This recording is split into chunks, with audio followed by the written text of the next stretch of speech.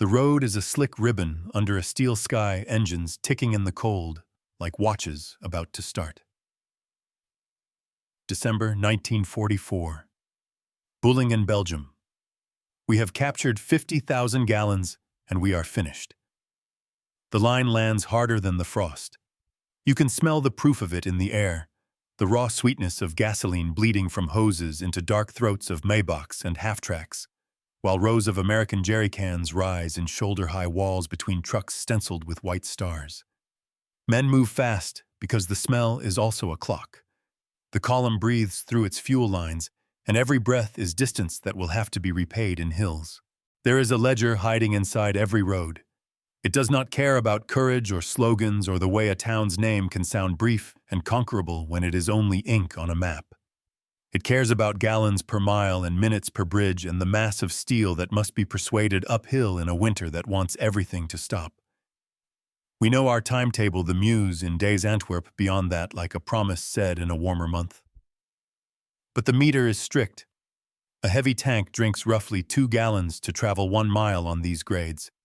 The distance to any honest crossing is not a single number. It is a cost multiplied by detours and demolitions, by the detritus of an enemy who knows how to back away while spoiling your math. Fuel as loot looks triumphant, stacked 5 bricks high. Fuel as flow looks like survival measured 1 junction at a time. We have the former. We need the latter. The men at the pumps glance up the road the way soldiers do when they are waiting for orders they already understand. Prisoners work the hoses under guard, and the cold bites everyone equally through gloves, stiff with gasoline. A staff car pulls up, and the map comes out. Not the elegant wall map from the briefing tent, but the creased, oil-stained strip that shines where fingers have traced a specific path from Honsfeld to here, then west to Stavelot, Stoumont, Gleize, the river after. Bridges have been circled, notched with pencil crosshatches, some to seize intact, others to be made irrelevant by speed. Speed is a word for summer. Today, speed is clearance on a hairpin engine, heat bleeding into ice reverse gears, whining when a truck misjudges a bend and blocks 2 lanes. A captured depot gives us minutes. The road takes them back. Fog is our ally for a few hours and feels like a stolen uniform. It hides the column from eyes above, muffles the thunder into a local weather the villagers understand before we do. But fog also fattens traffic and turns every halt into a throat where panic can lodge. The lead elements drink first, always first, because point without fuel is farce. The tail waits and cools and becomes a rumor of strength, something the men in the front promise themselves is real because they cannot see it. These 50,000 gallons will make the vanguard fast for 1 stretch of road. They will not make the formation elastic, and elastic is what the winter demands, when bridges disappear and a right turn becomes an hour. The engines start to talk in their own language, a coarse, confident idle in some, an angry cough in others that have been pushed too hard on short rations. A driver raises a hand palm dark with spilled fuel, and we wave him forward, because forward is the only direction written on this day. An MP pulls 2 American wrecks off the margin with a winch so our column can snake past. He swears softly at the frozen cable, as if it could understand that our minutes are not equal to the enemy's minutes. We tell ourselves that these cans stack to a solution. The truth we dare not say aloud is simpler. Captured fuel feeds the nose. Only a system feeds the body. And our system this morning is an improvised throat swallowing someone else's breath. We look down at the gauge we trust the only honest officer on the dash, and imagine it falling through the next 20 miles of broken country. Each idle minute is a mile we won't see. Each detour is a fraction of a bridge rebuilt in our heads, while the actual engineers, theirs and ours, fight a separate battle with lumber detonator caps and physics. The map folds and refolds in our hands until the creases are white. Names repeat like drumbeats, Honsfeld behind us with its stunned motor pool, Büllingen under our boots, with its miracle that isn't. Stavelot and Stoumont whispered ahead like teeth in a key we have to turn before the daylight shifts, and the fog gives us back to the sky. On the alley where the cans are stacked, a private steadies a hose with both hands and stares through the vapor drifting off the filler cap, as if he can see the river and the bridges and the way the road climbs to them. He cannot. None of us can. We can only count. And we are counting in a currency that empties itself. The column nudges into motion, a groan of gears, and a shiver of metal on ice, and for a moment, the whole offensive feels like a single machine trying to persuade winter to forgive an equation. It will not. The last truck in the line lurches forward, and the alley falls quiet, the smell of gasoline already thinning. The sentence we began with returns colder now for having been spoken once. We have captured 50,000 gallons, and we are finished. The problem was drafted in pencil before dawn, and rewritten by the road the moment engines turned.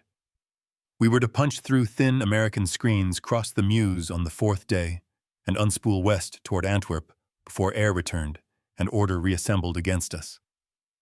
The map said it cleanly. Losheim to Honsfeld to Büllingen, to Stavelot, to Stoumont, to Gleize to the river, then bridges, then open country. The road said it differently. It spoke in hairpins and frost in stalled civilian lorries abandoned at corners in culverts where engineers had measured our weight months in advance. Our column's logic was simple and brutal. Heavy armor gives you shock at the nose and starvation at the tail. To keep the nose sharp, you feed it first. To keep the mass moving, you need a stream, not windfalls. Across the tree line to the west, the Americans faced a different arithmetic. Their infantry companies along this front had been holding a quiet sector and were stretched like wire. But the quiet had taught them a discipline most of us refused to see as a weapon. They had road control like a reflex military police at Forks who could turn a convoy with a hand and a whistle, and above all, they had the habit of throughput, the muscle memory of moving material, whether trains ran or not. In the autumn, they had replaced rails with a river of trucks and proved that rubber could carry a continent. At peak, the stream moved roughly 12,000 to 12,500 tons each day, a number so large the mind clicks past it until you see what it buys gasoline in daily weather artillery. In depth, the bridge repaired while the smoke is still fresh.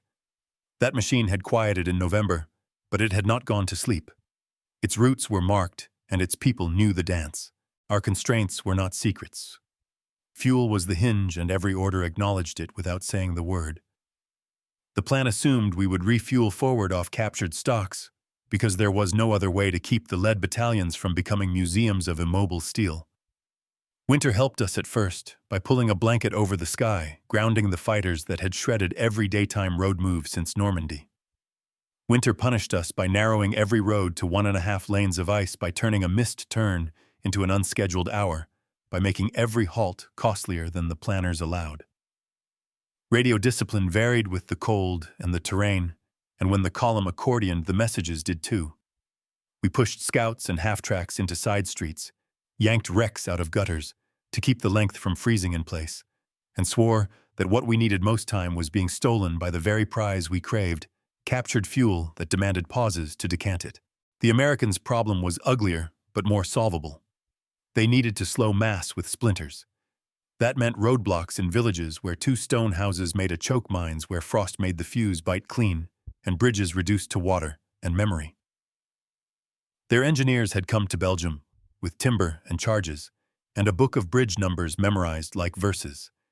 They did not have to beat us everywhere. They had to starve our speed at the 3 places that mattered. They had the advantage of interior roads guarded by habit. A call could tilt a division at a junction before we had finished arguing about which detour was passable for a 70-ton tank. Their supply was a system. Ours at this hour was a hunt. Inside the tank, the stakes are as close as the fuel gauge and as distant as a headline no one will read yet. If we make the river with momentum, we rip open the front and force a week of panic. If we fail, we leave an armored yard sail stretching west of Stoumont, the costliest evidence in Europe that optimism does not burn in engines. Our crews know the distance to the Meuse in their knuckles. They can feel 50 miles as a sequence of grades and bridges and short throttles to climb past a cart blocking a bend. They know that a heavy machine on winter roads drinks differently than a brochure range suggests that 2 gallons per mile on paper becomes an appetite with weather and delay folded in. They know that every time the column stops for a rumor of gasoline, the head grows quick and the body freezes. From the staff car, the stakes look broader and colder. We are holding a thread that must be pulled through named places before sunrise repeats too many times. Every town name is a test with only two answers: intact bridge or black water. The opposition is learning as fast as we are moving. Their first reflex has been to survive contact. Their second is already visible in the smoke at a span we wanted whole. We can feel the window closing not as fear, but as mechanics. A window is bridge's uncut fog that lingers intersections where our scouts reach the signpost before an American lieutenant with a bulldozer does. When any of those variables flips, the window narrows by a measurable inch.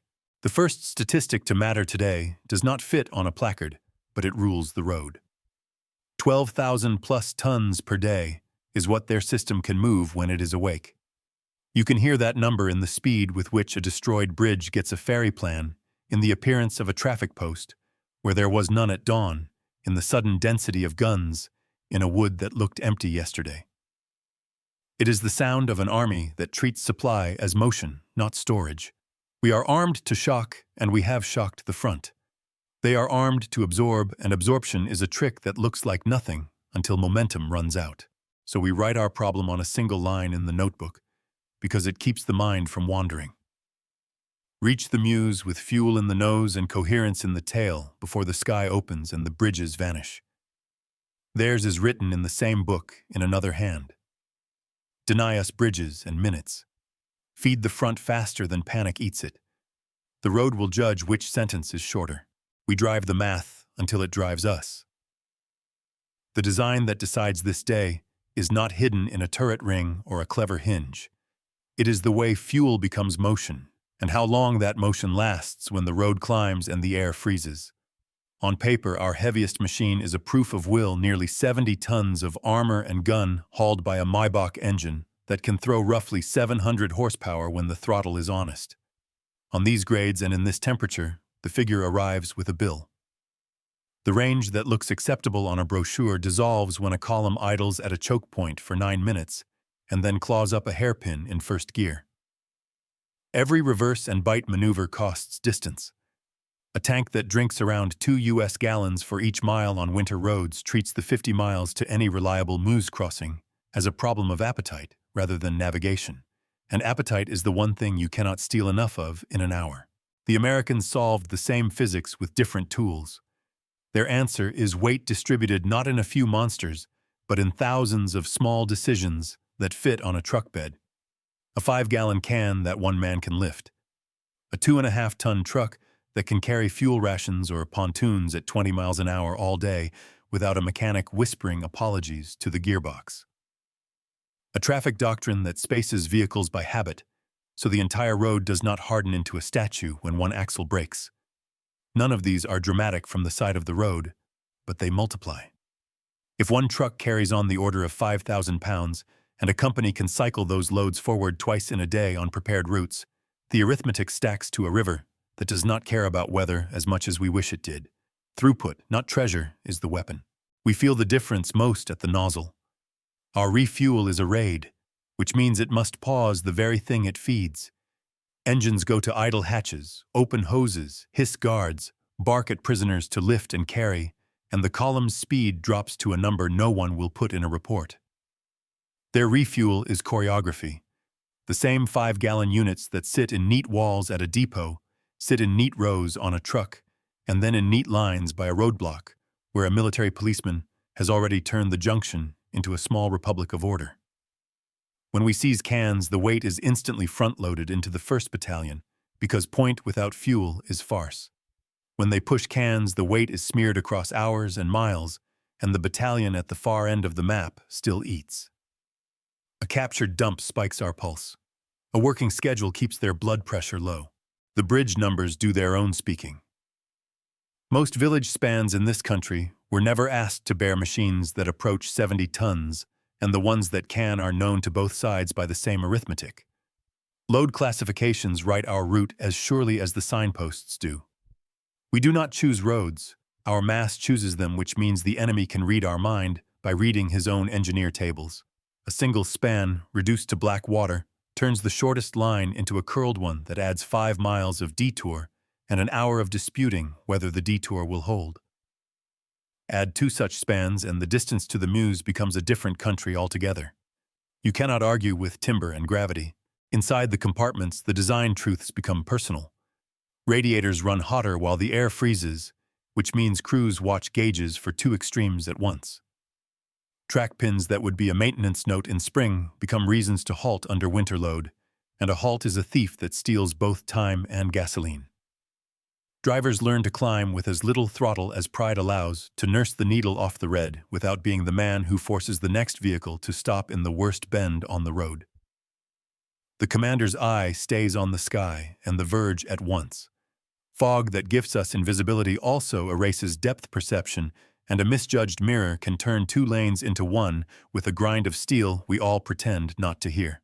We study their small parts whenever we can, the way a locksmith studies a rival's key. An American can is not just a container, it is a decision about flow rate and handling. The cap closes with a certainty you can feel through gloves, the mouth accepts a hose without a second man holding it square. The seams are stamped to shrug off rough handling. None of that wins a hill. All of that wins a day. The trucks that carry those cans are geared for bad roads and human patience. They can keep 20 to 25 miles per hour on surfaces that force our heavier vehicles down to crawls, and their brakes do not give sermons when asked to stop at the bottom of a grade. Put 100 of those trucks on the same route, and you get a system that can move on the order of 12,000 tons in a day when it is wide awake and an appreciable share even when it is merely alert. Then there is the radio, the least photogenic machine in the theater and the most decisive. We use ours to pull the nose to demand priority at chokes to beg for word about a bridge that might still exist if we can reach it before noon. They use theirs to bend the road net, to place a traffic post with a whistle where it will matter most in 40 minutes, to call an engineer section forward with timber and the correct charge weights. Our weight makes us loud. Their signals make them quick. When quick meets loud on a winter road, quick usually chooses the ground.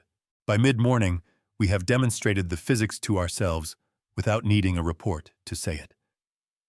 Nearly 70 tons riding a winter hairpin will burn the same story into snow every time throttle brake. Patience fuel spent without distance bought. 5-gallon decisions will write a different story on a parallel road, lift load, move, repeat, and the front is fed because the middle kept moving. We do not need to be told which design is winning. We can feel it in the way our column inhales when it clears a village and holds its breath again at the next bridge sign, in the way the gauge needle argues with hope, in the way captured fuel tastes like victory, for exactly as long as it takes the first company to drain it. Honsfeld was a lesson taught at walking speed. Vehicles slept in neat rows behind hedges and fences, canvas covers still beaded with night frost, and our scouts moved through them like men in a museum not yet open to the public. We took keys that were still in ignitions, rolled engines that coughed once and remembered they were built to wake quickly, and the street filled with the sound of someone else's maintenance program. The first shots were brief and mean, and then the village became a workshop. We learned the weight of their 5-gallon cans in gloved hands, learned that 2 men could pass them down a line faster than a pump we barely trusted, learned that an idling half-track wastes distance. Even the smallest theft had arithmetic.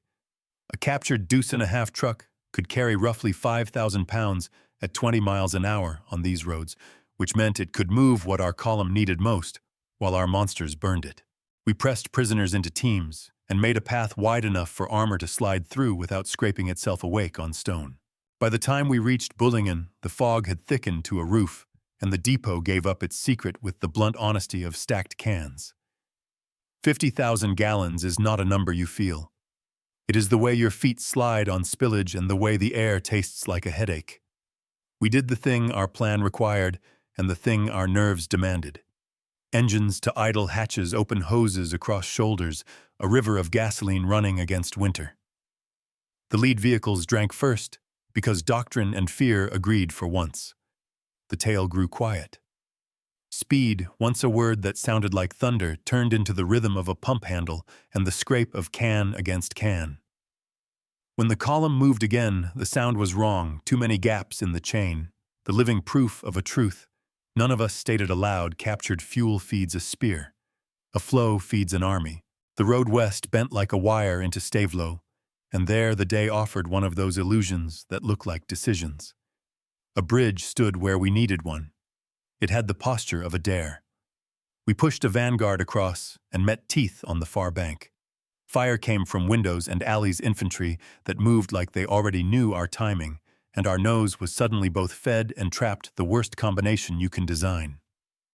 Engineers on their side worked as if they had been listening to our engines from the first bend charges already nested in the places a span learns to fail. The first attempt to shove weight over was a groan of track and a slap of small arms that found nothing vital. The second attempt announced itself, and the bridge answered by trying to become a memory. Not a clean drop, but the kind of wound that demands caution, and therefore demands time. We put steel onto the near bank and built a clinic of covering fire, while a reconnaissance troop tried the lanes north that a map insisted were real. The map had not driven a 70-ton machine through a street made for Sunday. There was a captured kit hour there, a pause sharpened by urgency, where we turned our attention to the things we had stolen, as if understanding them more completely could bend the road to our favor. An American truck with its hood up revealed a layout built for speed of maintenance, filters you could reach without profanity, a fuel pump that seemed to have been designed by someone who hated downtime. The cans themselves were plain and brilliant, a cap that sealed clean even with numb fingers, a mouth that accepted a hose without begging for a second pair of hands, seam stamps that had shrugged off being thrown off the back of a moving vehicle. We tried a drill timed by a watch and a sergeant with a voice like a metronome to see how quickly a squad could feed a platoon if all the cans were already staged at 10 paces. The number we found didn't change the day, but it changed the way we talked about their logistics. Then we realized their advantage did not live in any single object. It lived in how those objects behaved together without argument. Stoumont rose like a wall of houses and orchard lines, and our column hit it with the funniest sound. An armored spear can make a kind of collective intake of breath that you hear more than you feel. Infantry slid through gardens to peel fire off the front, and we did the armored thing, which is to make the ground flatter by convincing it with weight and shell. Up close, the tank is not a myth. It is a machine with nerves. The driver rides the throttle like a violin bow. The gunner counts seconds between shots because seconds are heat, and heat is life for a barrel in winter.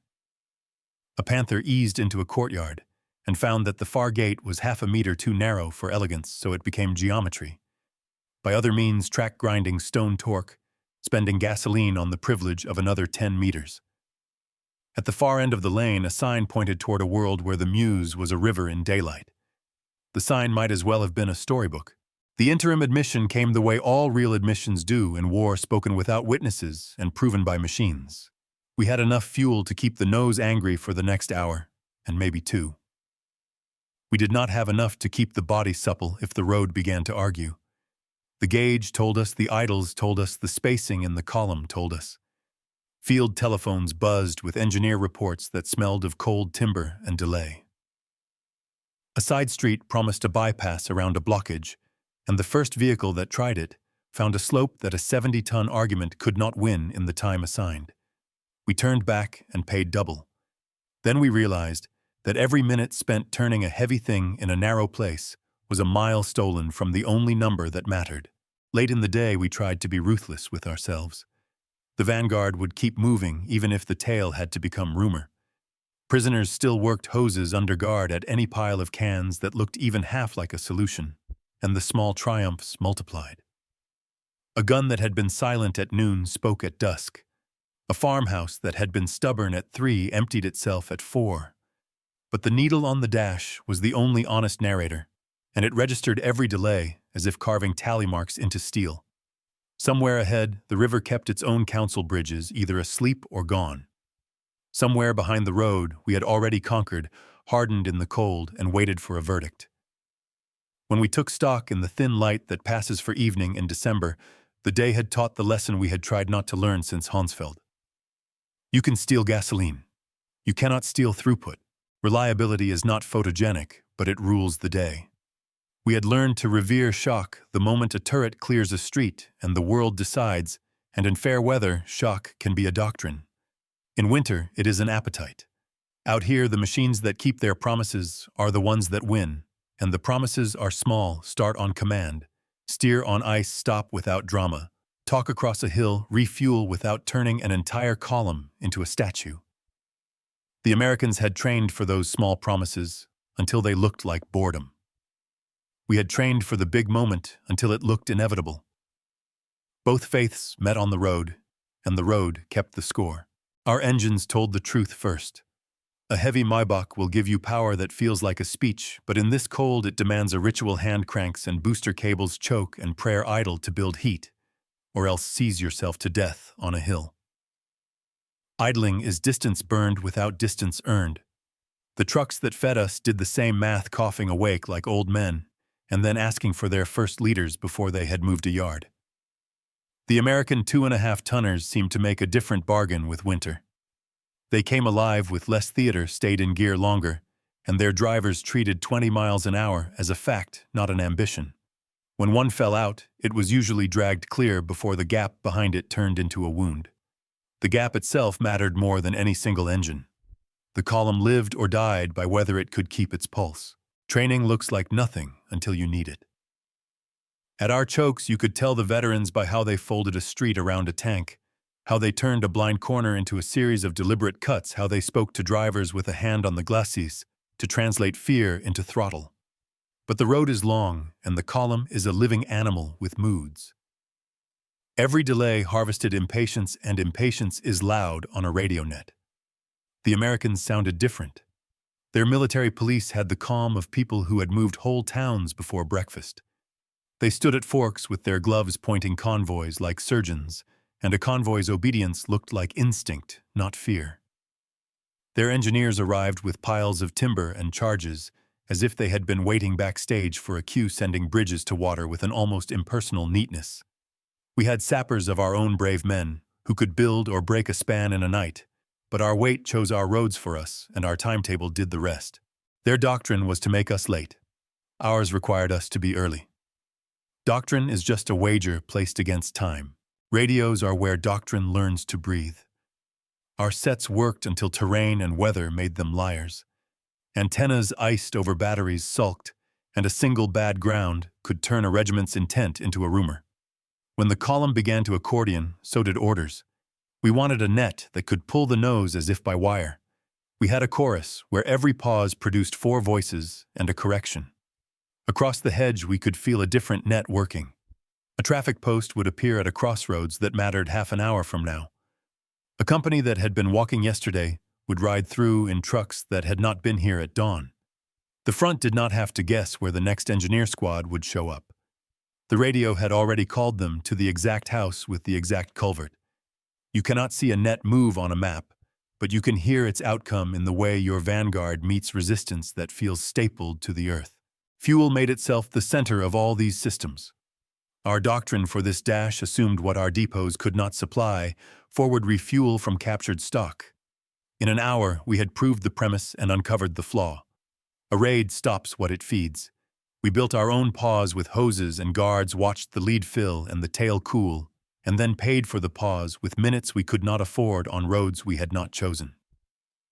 The Americans kept a different rhythm. 5-gallon cans lived in stacks in depots, in stacks on trucks, in rows by roadblocks, and the act of lifting them had been rehearsed until it was closer to a drill team than a chore. You could see the logic in their hands, cap off without drama, mouth wide enough for a nozzle that did not need a second, man seams that forgave being thrown and caught on repeat. We had already noticed that a captured can could save a platoon. P5 was where we understood that 10,000 such decisions were saving an army. Reliability and training have a way of deleting luck.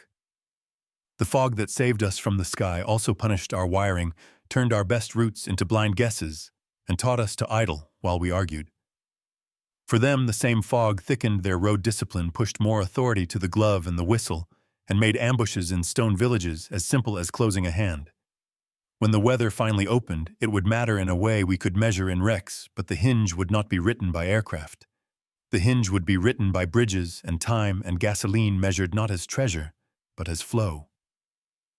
Out here, even the mechanics of heat became partisan. Our men idled to stay warm and keep oil from congealing. Theirs handed out stoves and kept trucks in motion long enough that men warmed by work and engines warmed by duty. Doctrine is the last tool and the least visible. Our faith in Schwerpunkt, hit hard drive fast, let the rear find its legs, had been proven in countries where the distance between decisive points was a summer afternoon and the bridges could be bullied into compliance. The Ardennes, in December, is not that country. Here the decisive points are 3 stone spans with names that everyone knows, and the distance between them is measured not in miles, but in gallons and arguments. Their doctrine had learned humility after a season of destroyed rails. It taught them that a bored driver on a marked route is a weapon, that a traffic post is a force multiplier, that a supply column is a river, which writes its own roads if you keep feeding its headwaters. We were hunting gasoline with a spear. They were growing it with a watershed. By dusk, the lesson was no longer theoretical. Mechanics reported the petty failures that add up when metal is cold and angry, track pins that walked magnetos that had to be cursed back into work clutches that smelled like defeat. Each fix demanded a pause.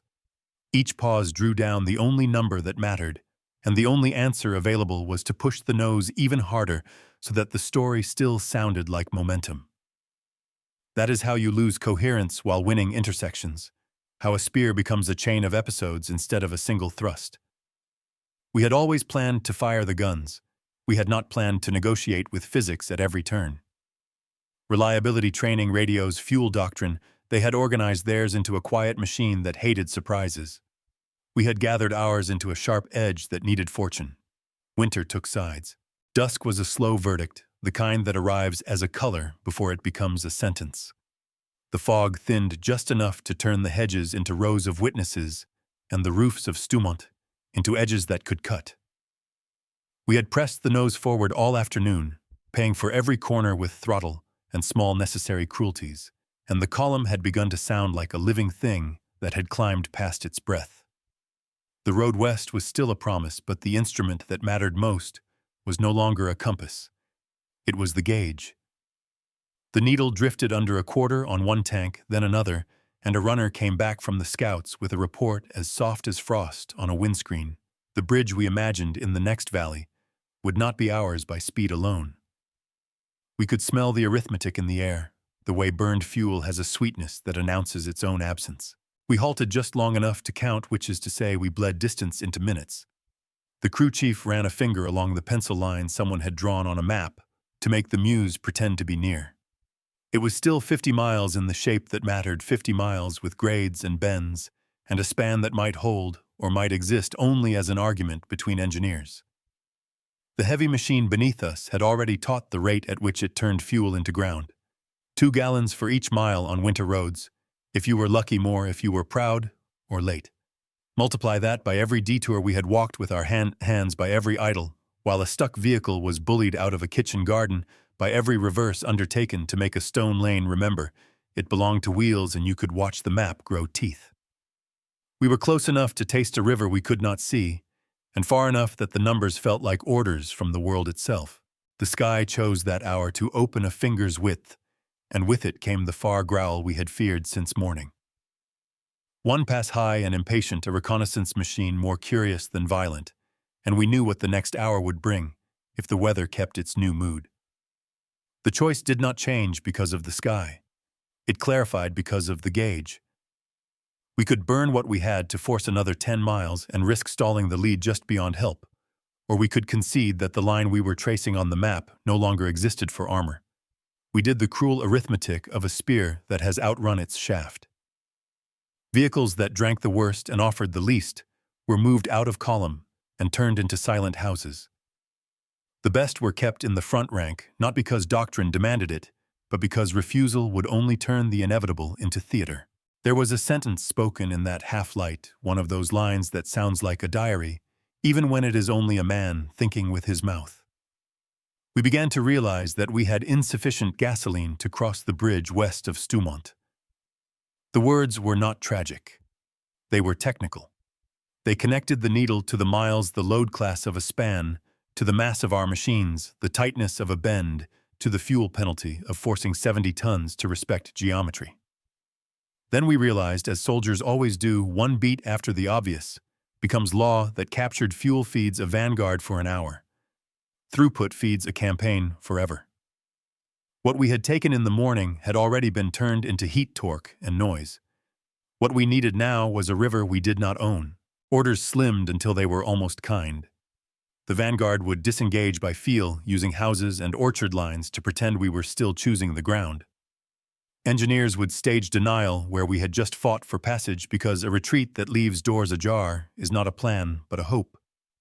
Prisoners were shifted from hoses to litters and sleds. The tale was told the truth in the only language it would respect, conserve fuel as if it were life, because it is. Radios that had been sermons became whispers with coordinates in them, and the map that had once been a route became a bowl with a village at its center, whose name would soon mean escape. We made the turn toward Gleize like men obeying physics, not fate. The last attempts to take the direct line had turned into proofs of why the direct line no longer existed. A panther that tried to bully a side street into a detour came back with its clutch smelling of confession, and its commander silent in a way that meant he had done the math.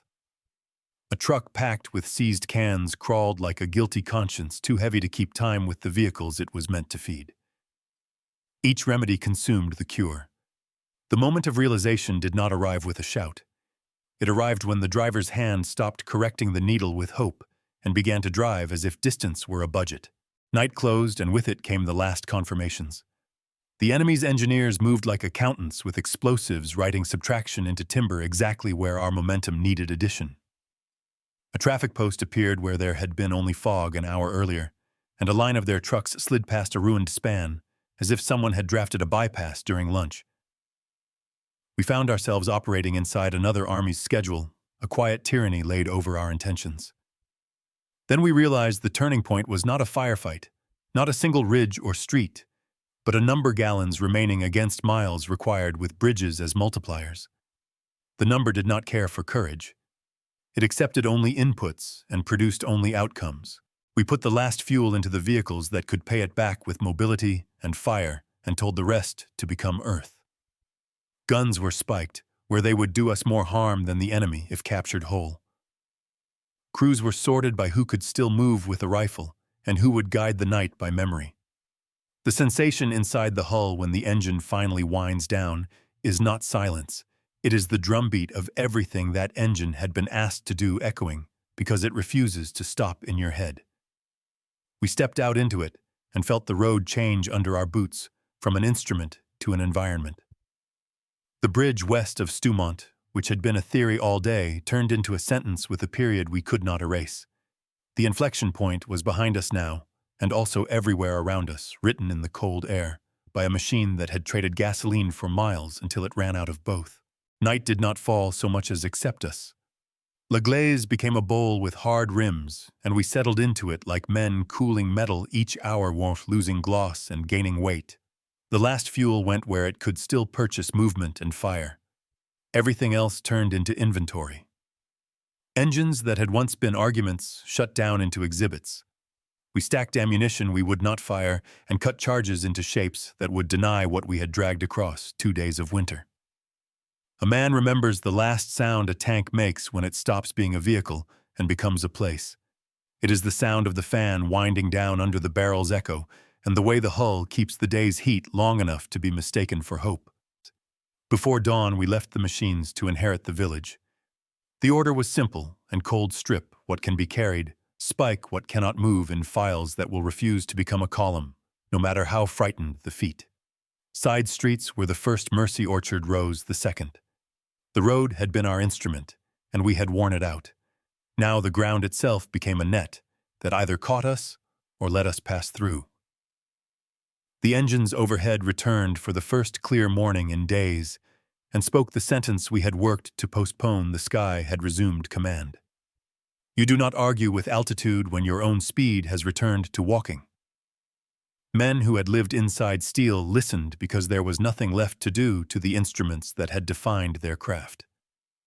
We learned how far a day's gasoline can carry you when it is measured by stride and not by mile. The Americans took the bowl one ridge at a time, and did it with the same calm that had kept their roads in order when panic might have been fashionable. Where we had prayed for an intact span, they laid timber. Where we had tried to eat the map with the nose of a spear, they fed a front with the middle of a machine. Their MPs turned daytime into lanes, and their engineers turned water into policy. The depots we had raided in the morning returned as convoys by evening. A captured can is an anecdote. A schedule is doctrine. Then we realized that the battle had always been between those two nouns, and only one of them can outlast weather. To the east, the offensive began to feel like memory. Bridges we had dreamed of crossing were spans we now heard fall in the night, with a finality that does not need witnesses. The number that had judged us never left the page about 50 miles to a river that would not wait at roughly 2 gallons on winter roads for every mile you declared, multiplied by detours divided by bridges that refused to be bullied. You can write that arithmetic on a napkin in a warm room and call it an estimate. Out here it is a verdict. When the weather opened, aircraft wrote the footnotes. The main text had been finished in the quiet hands of men with ledgers and timetables. We took stock by absence. Vehicles abandoned at neat angles where their crews had been neat people. Guns opened one last time to make sure no one else would use them, then silenced with care. Tracks marked every turn we had forced in streets, never asked to bear such weight. The village kept the trophies because someone had to. We kept the lessons because no one else would. The lesson was not new, but it had been delivered with perfect cruelty. Shock wins hours. Systems win winters. We had trusted the first because it had made us famous. They had built the second because it made them inevitable. In the weeks that followed, the front resumed its old shape with the stubbornness of a spring. Reports would give dates and units and the measured tone of accountants closing a file. None of those pages will capture how a crewman's hands look when they no longer have a machine to justify them, or the way a map loses its power once the pencil line becomes a walk. What remains is a sentence we carried from the alley of stacked cans to the rim of this bowl and all the way out on foot. We repeated it until it ceased to be irony and became record. We have captured 50,000 gallons, and we are finished.